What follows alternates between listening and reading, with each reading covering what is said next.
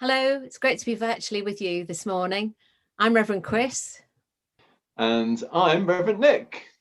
Hey, Chris, we put our Christmas tree up last weekend and we've decorated it. It's great when Christmas comes. What do you think? Hold on, Nick. It's not Christmas yet. We've got the whole of Advent to get through. Oh, you mean the countdown to Christmas? I've got that covered. I've got the Advent calendar, looking forward to those chocolates. Oh, there's more to it than that, Nick. Do you remember the Advent wreath that we had last year? It was a beautiful green circle, evergreen circle. And that reminds us about eternity, things going on and on and on. And then we had 4 candles, sort of purpley pink colours. And in church each Sunday, we light a different candle and they each represent something different. I've only got 1 candle today. The first one represents hope, the hope that we can have in our hearts. The second one is love. The third one is joy. And the 4th candle is peace. And after we've lit all those candles on the Sunday, the next candle, the big one in the middle, the white candle, we light on Christmas Day. And that's to celebrate Jesus's birthday. And that's what we're preparing for ourselves for through Advent. But this year in St Andrews, we've come up with another idea. We've got a box, and in the box is a lovely booklet, and it's full of stories all about angels, right through the Bible. And in the box are 24 angels, and you can read a story and hang the angel up somewhere in your house. And I think you've got some of those in school as well. So we're going to be hanging up one of those angels every day of December as we get nearer to Christmas Day.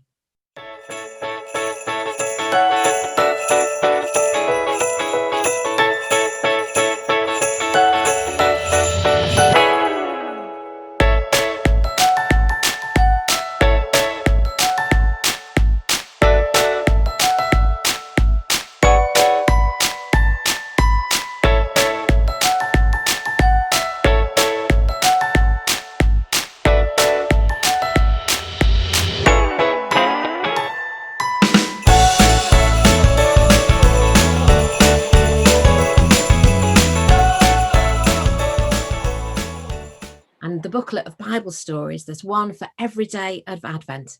And here is the first one. Promise. The 3 visitors.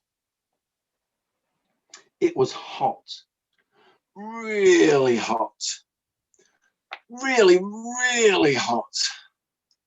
The sun shone in a cloudless sky, baking the earth.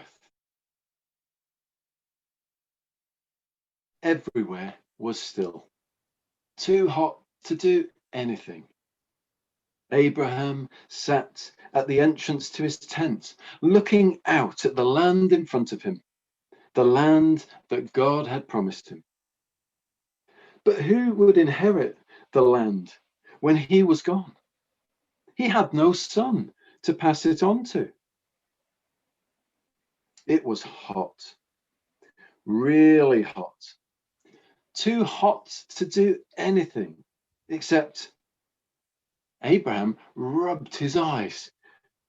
He saw 3 people walking towards him. Out walking in this heat? Abraham stood up. Hello, please stop for a while. It's too hot to travel. Come and rest in my tent. I can get you water and something to eat. Abraham called out to his wife Sarah. Sarah, we've got visitors. They need some water and make some of that tasty bread. He asked his servants to prepare some food as well. Abraham brought the food and served his visitors. They ate together as the sun began to set and the day cooled down. After the meal, the 3 visitors got up. It's time to go, they said, thanking Abraham for his hospitality. Where's your wife? they asked. Sarah is inside the tent, he replied. We will come back next year, they said, to visit again. You and Sarah and your son.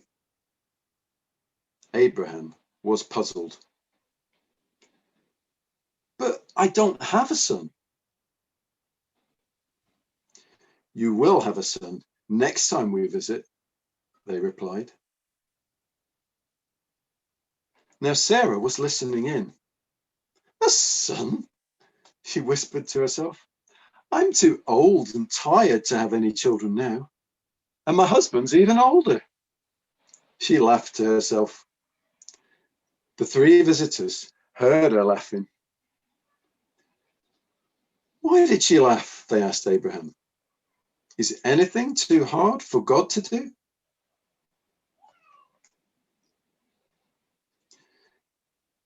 Now Sarah was worried. She pretended that she hadn't left.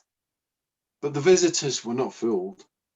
We did hear you laughing, one of them said kindly. And we will come back next year to see you and your son. Then he too laughed, and suddenly they were gone.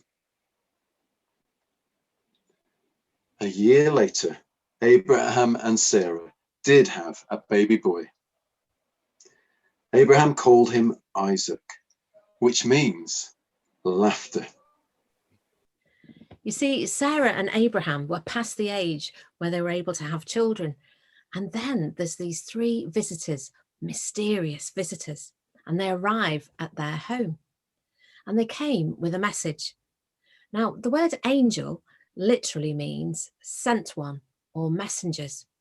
And so perhaps these messengers were angels. They came with a promise from God and a question about God too. There was a promise of a baby for Abraham and Sarah. That was good news for them because they'd given up hope of ever having children. Angels and the promise of a baby. I wonder, does that remind you of another Bible story? And did you spot the question? Is anything too hard for God? I wonder how you would answer that. As we play some music, I'm going to invite you to take some time to think about the story, to look forward to our celebration of the birth of Jesus, and to wonder about that question, is anything too hard for God?